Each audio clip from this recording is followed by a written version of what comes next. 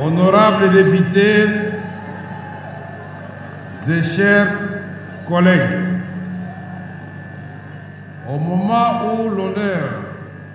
me choisit d'assurer la direction de l'Assemblée nationale, permettez-moi, en dépit de l'émotion ressentie, habituellement en pareilles circonstances, car il arrive des moments dans la vie où vous sentez que la parole est insuffisante pour traduire le sentiment qui vous anime, car traversé par des émotions parfois contradictoires. En prenant la parole devant vous aujourd'hui, je ne peux m'empêcher d'évoquer la main de l'Éternel qui, se plaçant au-dessus de nos insuffisances, a permis que ce jour arrive pour qu'ensemble nous soyons mobilisés afin de servir notre nation, pour que nous soyons présents pour affronter les défis auxquels elle fait face actuellement. Mes remerciements s'adressent à Dieu, notre Seigneur et notre Créateur, au président de la République, chef de l'État, commandant suprême des forces armées de la République démocratique du Congo, à qui notre peuple a renouvelé sa confiance et à qui encore je rends mes hommages les plus déférents. Je vous demande d'applaudir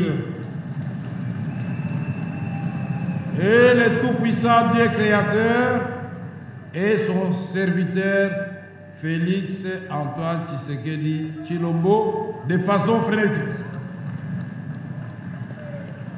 Je voudrais aussi remercier le peuple congolais et vous, mes chers collègues députés, qui viennent de me charger de conduire notre destinée parlementaire à bon port. Cet événement intervient au moment où les ennemis de la démocratie ont agi de manière criminelle contre notre État, sémant à l'Est et maintenant à l'Ouest un fleuve de sang dans une aventure de prédation qui n'a que trop duré et à laquelle nous sommes déterminés de mettre fin. Dernièrement encore, nous déplorons l'incursion d'un commando non autrement identifié lourdement armé qui a tenté en vain de déstabiliser les institutions de la République et dont ma famille et moi-même avons été victimes, et nous avons eu la vie sauve grâce à la miséricorde divine.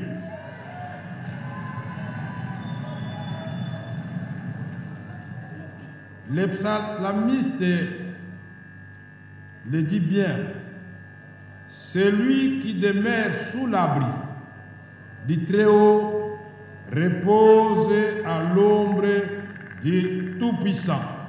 J'ai dit l'Éternel, mon refuge, et ma demeure, mon Dieu, en qui je me confie.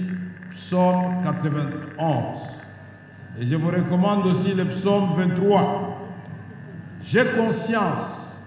que le moment n'est pas approprié pour évoquer cette question capitale de l'insécurité à l'Est, aggravée dans cette partie, et à l'Ouest, qui sera au cœur de nos préoccupations quotidiennes pendant cette législature qui commence sous le signe d'une grande espérance. Comment ne pas saluer l'exercice démocratique minutieusement mené par le bureau provisoire et spécialement le savoir-faire du président Mbosso Christophe, grâce à ces jeux démocratiques, nous avons aujourd'hui un bureau définitif équilibré pour les critères de la géopolitique et de la représentation suffisante de la femme,